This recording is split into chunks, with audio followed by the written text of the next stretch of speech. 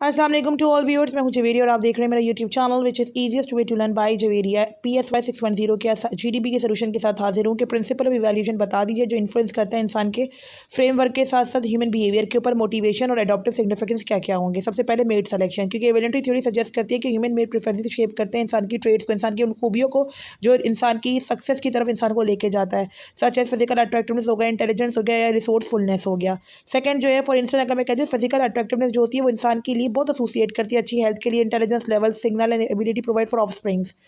Aggression जो है basically वो प्रिसीव करता है नेगेटिव इंप्रेशन, क्योंकि क्या होता है डिफेंडिंग मेट्स ऑफ स्प्रिंग्स और मेंटेनिंग सोशल स्टेटस के अंदर क्या हो रहा होता है कि अग्रेशन जो होता है वो ये काम जो है एंजॉय करता है, मतलब एंजॉय कह रही हूँ सॉरी, कि ये सारे काम जो है ना वो इंडल्ज करता है, जिस वजह से अग्रेसिव नेचर की वजह से जो होती है वो नेगेटिव कॉन्सिक्वेंसेज बढ़ते हैं, कॉन्फ्लिक्ट बढ़ते हैं। इवैल्यूएटरी थ्योरी ये कहती है कि अग्रेशन जो होता है वो मुतासिर करता है complex biological, psychological, environmental factors को।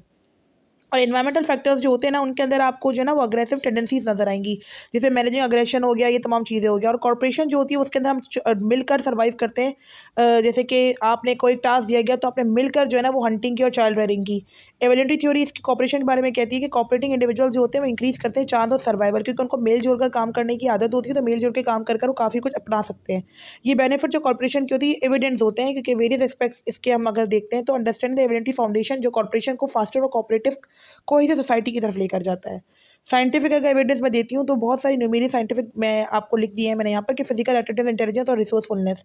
रिसर्च अग्रेशन जो होती है वो हमेशा इन्फ्लुएंस करती है biological, psychological, environmental aggressive behaviour के ऊपर। जबकि सिमिलरली ये तमाम जो होती है ना बेसिकली ये cooperate with kin and individual they have reciprocated with the past. तो ये सारा मैंने लिख दिया है, अब आप इसको छोटा भी कर सकते हैं। लॉजिकल आर्गुमेंट मैंने दिए हैं। इन एडिशन अगर मैं कहती हूँ तो एम्पेरिकल एविडेंस जो होते हैं उनके लॉजिकल इन्वायरमेंट यही होता है कि यहाँ पर हम vast span of human ability histories को देखते हैं, कॉम्प्लेक्स गाइडली देखते हैं। उसके बाद मैंने कंक्लूजन में डाला है कि जितने भी प्रिंसिपल्स होते हैं ना ये सब अंडरस्टैंडिंग ह्यूमन बिहेवियर के लिए होते हैं, ताकि एक अच्छी सोसाइटी वजूद में आ सके। अग्रेशन और कॉर्पोरेशन को कंट्रोल कर चलना चाहिए हमें, क्योंकि बहुत ज़्यादा कॉपरेशन भी सही नहीं होता। तो नॉलेज सिर्फ तभी एनहांस होती है जब आपको अंडरस्टैंड हो तमाम चीज़ों के बारे में, एड्रेस कर सको, चैलेंज कर सको, प्रमोट कर सको हार्मोनियस कोऑपरेटिव ह्यूमन सोसाइटी को। बहुत टाइम कम रह गया, जल्दी से आप लोगों के लिए जीडीपी हाजिर है, जल्दी से सब लोग जो है ना वो अपना रोल प्ले कीजिए, रहनुमाई हासिल कीजिए। Stay tuned with us, don't forget to